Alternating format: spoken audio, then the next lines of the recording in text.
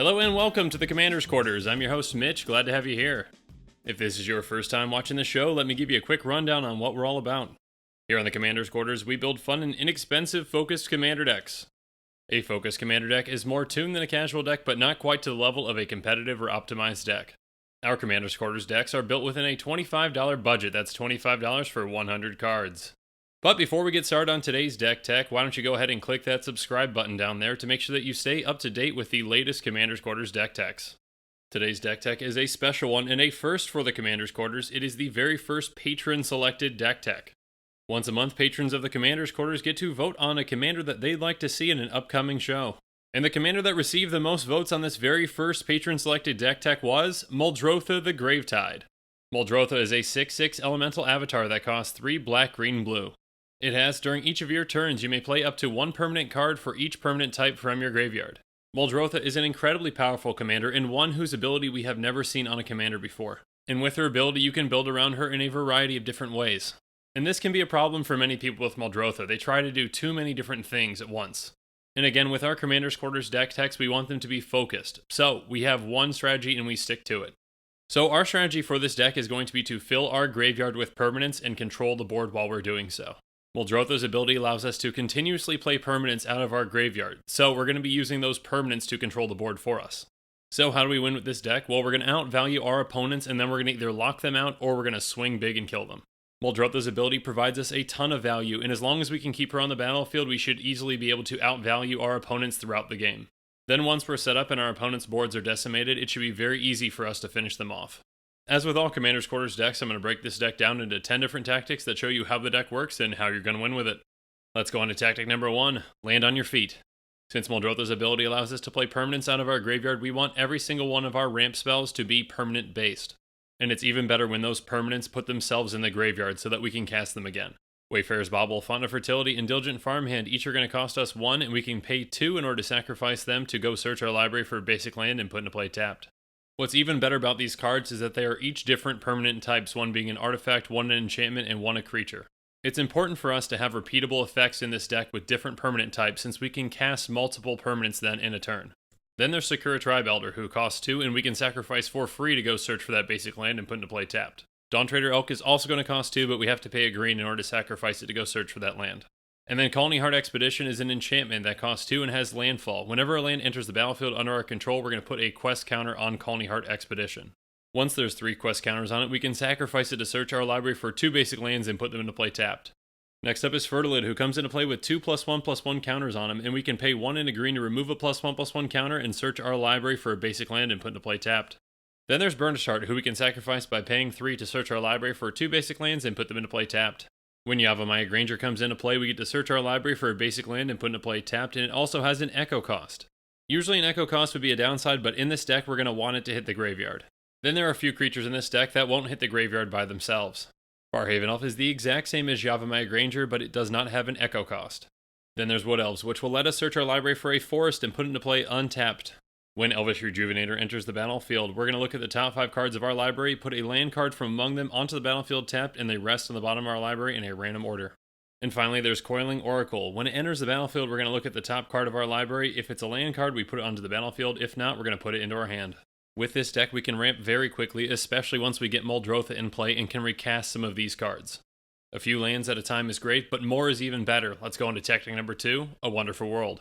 World Shaper is an absolute bomb in this deck, and it does 2 things that we want the deck to do. First off, whenever it attacks, it's going to mill us 3 cards, which for this deck is pretty much the same as just drawing 3 cards. And then when it dies, it's going to put all the land cards from our graveyard onto the battlefield tapped. We have plenty of cards in this deck that help us mill cards into our graveyard, so this is going to be huge and ramp us a ton. Now ramping is great and all, but we need to make sure that Muldrotha stays in play to keep our gameplay going. Let's see how we do that in tactic number 3, Can't Touch This. First off, we're running a couple of cards that can regenerate Muldrotha. Carapace and Throw Retainer both buff Muldrotha, and we can sacrifice them to regenerate it. Skeletal Grimace will regenerate Muldrotha for just a black mana. Medicine Bag is an artifact that we can pay 1 and tap it to discard a card to regenerate Muldrotha. Discarding a card in this deck is no big deal though, because again, our graveyard is a resource for us. We can pay 2 to sacrifice Voyager Staff to exile Muldrotha and then bring it back at the end of the turn. Then we're running a few cards that can bounce Muldrotha back to our hand. When Sidisi's Faithful enters the battlefield, we can exploit a creature in order to bounce Muldrotha back to our hand. The best part about this is that we can use Sidisi's Faithful to exploit itself so it goes back to the graveyard.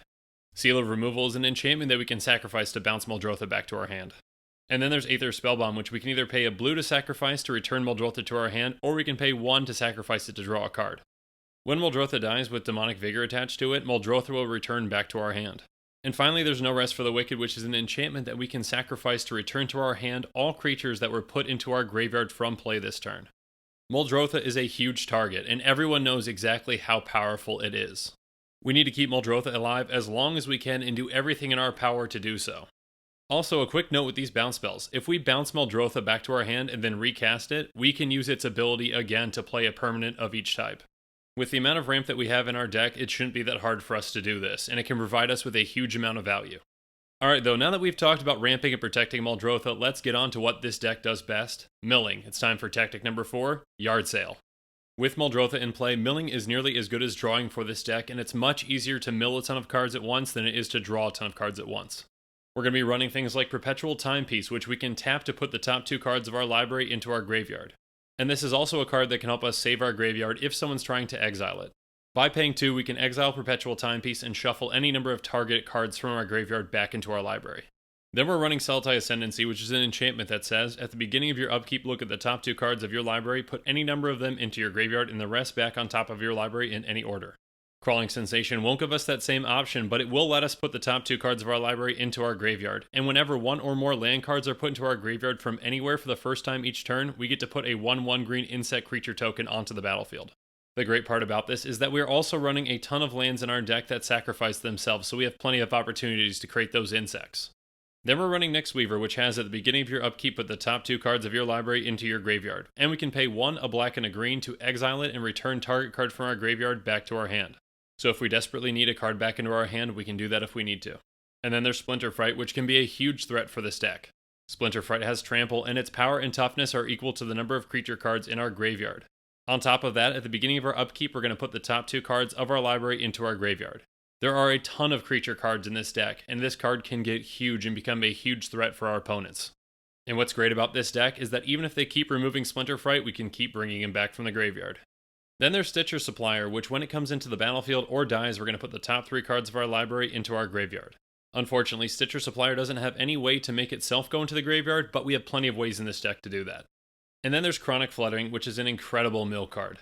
It's an aura that costs 2 and we're going to put onto one of our lands, and whenever we tap that land, we're going to put the top 3 cards of our library into our graveyard. Then there's Satyr Wayfinder, which is going to help us find a land and also put cards into our graveyard. We can sacrifice Vessel of Nascency for 1 and a green to reveal the top 4 cards of our library and put either an artifact, creature, enchantment, land, or planeswalker from among them into our hand and the rest into our graveyard. Dreamborn Muse is a huge card in this deck. It has, at the beginning of each player's upkeep, that player puts the top X cards of their library into their graveyard, where X is the number of cards in their hand. Now, we do have ways to draw a lot of cards in this deck, and we'll get to those later, but we also aren't going to be playing a ton of cards from our hand since we have access to all those cards in our graveyard too. This is going to let us keep a large hand size and help us mill a ton with Dreamborn Muse. Now, Dreamborn Muse might be great for this deck, but this next card is even more effective, so much so that it earned the title of the Golden Pig.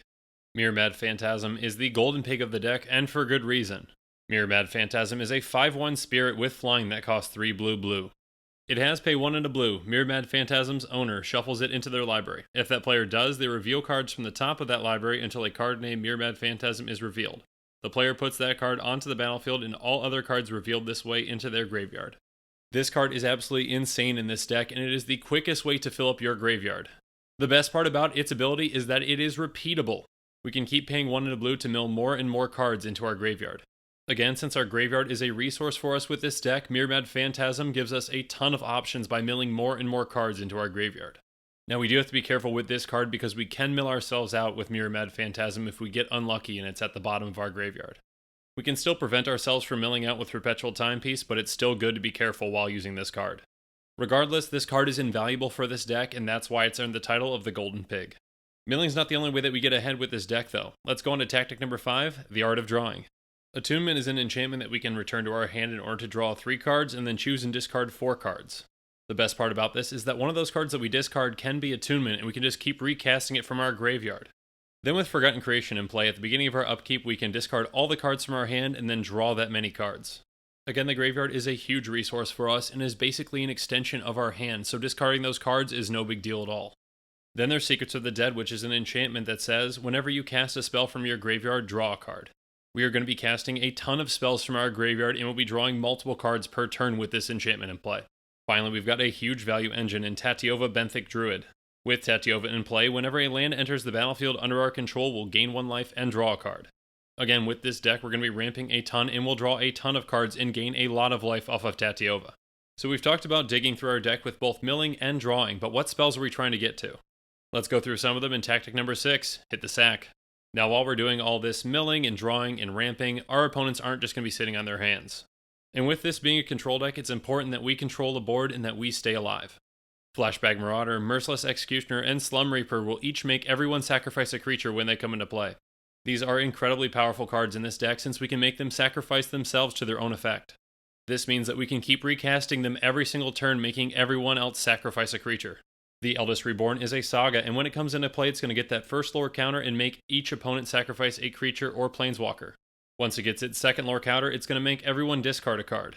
Once it gets its third lore counter, we're going to sacrifice it and then put target creature or planeswalker card from a graveyard onto the battlefield under our control.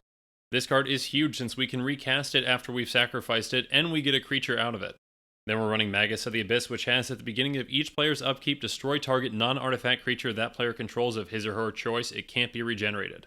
This is a great way to help us thin out people's boards by forcing them to destroy one of their creatures each and every single turn. Woebringer Demon will basically do the same thing, but it's going to make them sacrifice those creatures. But if someone can't sacrifice a creature, we have to sacrifice Woebringer Demon. And then there's Butcher of Malakir, which is perhaps the most oppressive sacrifice effect in this deck. It has, whenever it dies or another creature you control dies, each opponent's going to have to sacrifice a creature.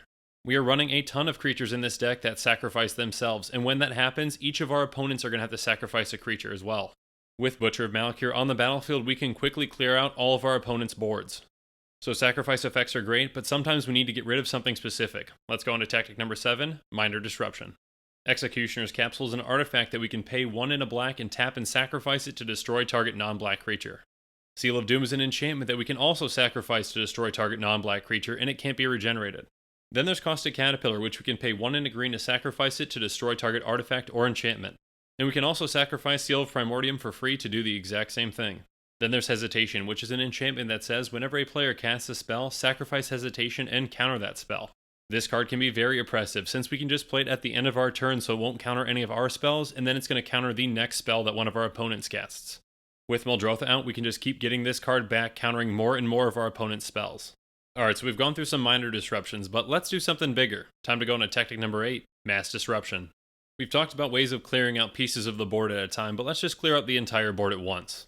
When Night Incarnate leaves the battlefield, it's going to give all creatures -3/-3 until the end of the turn. We can even cast it for its evoke cost to put it right into our graveyard so we can do this again and again. Then there's Bane of the Living, which we can morph for X black. When it's turned face up, it's going to give all creatures -X until the end of the turn. And as long as X is 3 or greater, it's going to put Bane of the Living into the graveyard as well. Time of Ice's first and second lore counter are going to let us tap down target creature an opponent controls, and it doesn't untap during its controller's next untap step. Once it gets its third lore counter, it's going to return all tapped creatures to their owner's hands. This is a great way for us to constantly deter our opponents from attacking with their creatures. Then we've got Phyrexian Scriptures, which is an absolute bomb in this deck. With its first lore counter, it's going to put a +1/+1 counter on one creature, and then that creature is going to become an artifact in addition to its other types. With its second lore counter, it's going to destroy all non-artifact creatures. And then its third lore counter is going to exile all the cards from our opponent's graveyards. So when it comes into play, we can make Muldrotha into an artifact and then destroy all non-artifact creatures. Next up is Nevinral's Disc, which is an artifact that comes into play tapped, but when it untaps, we can pay 1 to tap it and destroy all artifacts, creatures, and enchantments. Then there's Pernicious Deed, which is an enchantment that we can pay X and sacrifice it to destroy each artifact, creature, and enchantment with converted mana cost of X or less. Finally, we're running Plague Boiler, which is an artifact that has at the beginning of your upkeep put a plague counter on Plague Boiler. We can also pay 1 a black and a green to put a plague counter on Plague Boiler, or we can remove a counter from it. And then whenever it has 3 or more plague counters on it, we sacrifice it, and if we do, we destroy all non-land permanents. These 3 cards are great ways for us to completely wipe out the board. Now when we're doing this, it's a good idea to have one of those cards out there that can protect Muldrotha and keep her on the board. With this deck, we have a ton of creatures that have some amazing effects, including some of the ones that I showed you in this tactic. Now, wouldn't it be great if we could just pick and choose from any of those creatures? Let's go on to tactic number 9. I dig it. When Corpse Connoisseur enters the battlefield, we get to search our library for a creature card and put that card directly into our graveyard. If we do, we shuffle our library. This card is amazing in this deck because, again, our graveyard is basically an extension of our hand. If we need some early ramp, we can search for something like Sakura Tribe Elder. If we need to get rid of a pesky enchantment, we can search for Caustic Caterpillar. And if we need to destroy a ton of creatures, we can go get something like Knight Incarnate. And one of the best parts about this card is that it only has 3 toughness, so we can kill it with either Bane of the Living or even Knight Incarnate. We can even search for one of our win conditions. Let's get into that in tactic number 10, Game Over. With Tidespout Tyrant in play, whenever we cast a spell, we get to return target permanent to its owner's hand. We cast a ton of spells in this deck very quickly since we can cast from our graveyard as well. By doing this, we can return everyone else's permanents back to their hands, including lands. This is a very good way to lock our opponents out of the game and just win from there. Speaking of locking our opponents out of the game, another win condition is Possess Portal. Possess Portal is an artifact that says if a player would draw a card, that player skips that draw instead. At the end of each turn, each player sacrifices a permanent unless he or she discards a card from his or her hand. This card is detrimental to our opponents, but it doesn't really affect us very much. Since we can just mill cards and play cards out of our graveyard, we're never going to run out of cards to play. Our opponents, however, won't be able to draw any new cards, and they're going to have to discard a card each turn or sacrifice a permanent. Eventually, they'll be left with nothing, and we'll have a full board to deal with them. Finally, there's Worm Harvest, which is the only non-permanent in this deck. Worm Harvest is going to create a 1/1 black and green worm creature token for each land card in our graveyard. It also has Retrace, so we can cast it from our graveyard by discarding a land card in addition to paying its mana cost. So as long as we have lands in our hand and the mana to pay for it, we can continuously cast this card and get an army of worm tokens. With the amount of cards that we mill in this deck, this worm army can get out of hand very quickly. This deck is extremely resilient, and it has to be. People are afraid of Muldrotha. People will be gunning for Muldrotha as soon as it hits the battlefield, so you need to be ready to protect it. But if you can keep Muldrotha on the battlefield, the amount of value that she provides you is absolutely insane. This is an extremely fun deck to play, and once you get control over the board, it's very hard for your opponents to take it back from you. But now that we talked about the cards that help you win with the deck, let's talk about the cards that make it happen. Time to go into the mana base. We're going to be running 37 lands in this deck, including Evolving Wilds and Terramorphic Expanse, both of which we can sacrifice to search our library for a basic land and put into play tapped. Lands that can sacrifice themselves are huge in this deck since we can just replay them from our graveyard with Muldrotha. We're also running 4 of the Panoramas, including Jund, Grixis, Esper, and Bant. Each of them will let us search our library for one of 2 of our basic lands. Terminal Moraine and Warped Landscape both do the exact same thing, and we can pay 2 to tap and sacrifice them to search our library for any basic land and put into play tapped. Myriad Landscape enters the battlefield tapped, but we can pay 2 and sacrifice it to search our library for 2 basic lands and put them into play tapped. Blooded Woodland does the exact same thing, but it doesn't enter the battlefield tapped, and we have to pay 3 and a green to get the same effect. Opulent Palace will enter the battlefield tapped, but it can tap for any of our colors. Foul Orchard, Golgari, Guildgate, and Jungle Hollow each enter the battlefield tapped and can tap for either a black or a green. On top of that, Jungle Hollow also will gain us 1 life when it comes into play. Thornwood Falls and Woodland Stream will each enter the battlefield tapped and can tap for a green or a blue. And Thornwood Falls will also gain us a life when it comes into play. Dismal Backwater and Jawar Isle Refuge will both enter the battlefield tapped and gain us 1 life, and then we can also tap them for a blue or a black. Then we're running 19 basic lands in this deck. 8 of those are going to be a forest, 8 are going to be swamps, and 3 will be islands. Alright, now that we've gone through every single card in this deck, let's do a quick price check. Our deck prices are calculated using TCGPLAYER optimization, optimizing with even heavily played and damaged cards because those cards need a home too. The average EDHREC deck is going to set you back $364.77. Let's see how we compare to that. Our deck is going to be much more affordable at $24.93. Again, our Commander's Quarters decks are built to be tuned and focused within our budget, but there are always ways that we can improve on them. Let's go through what some of those ways just might be in our reasonable upgrades. Shriek Maul comes in at just 97 cents and is a 3/2 elemental with fear. When it enters the battlefield, we're going to get to destroy target non-artifact, non-black creature, and it has Evoke for 1 and a black. Basically, with Muldrotha in play, we can just keep evoking this guy and destroying target non-black creature every single turn. Then we're running Animate Dead, which comes in at $1.49. Animate Dead will basically bring back 1 creature from any graveyard into play under our control. If we lose control of Animate Dead, though, we do have to sacrifice that creature. This will allow us to bring out multiple creatures from our graveyard per turn. Or if one of our opponents has a really good creature in their graveyard, we can just take that one too. Then there's Elephant Grass, which costs $1.38. It's an enchantment for a green that has a cumulative upkeep of 1, and it says, black creatures cannot attack you. Non-black creatures cannot attack you unless their controller pays an additional 2 for each attacking creature. That upkeep cost really doesn't affect us since we can just recast it from our graveyard each turn with Muldrotha. This is a huge card when it comes to deterring our opponents from attacking us and is a great addition to the deck. Then there's Mystic Remora, which comes in at $2.49. Mystic Remora is an enchantment that costs a blue and also has a cumulative upkeep of 1. It has, whenever an opponent plays a non-creature spell, you may draw a card unless that player pays 4. Again, that upkeep really doesn't bother us since we can just recast it from our graveyard. And 4 is a very steep price for our opponents to pay, so we will be drawing a ton of cards.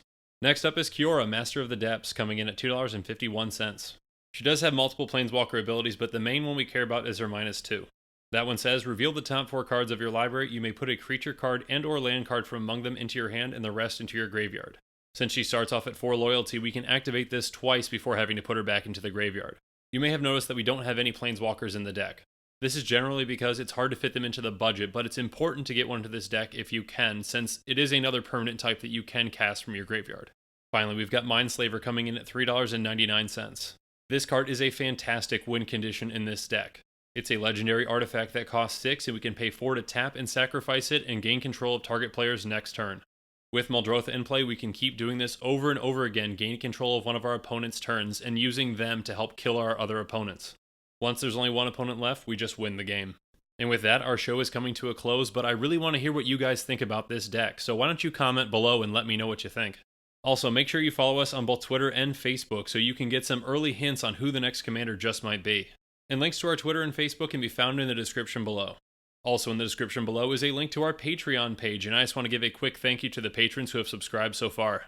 There are many benefits to being a patron, including being able to vote on commanders for deck techs like this one. There's even a new general level tier where you get your own personalized deck tech episode dedicated to you. If you enjoyed this deck tech, please like it, subscribe to the channel, and check out some of our other deck techs. And with that, I'm out of here. Thanks again, and have a good one.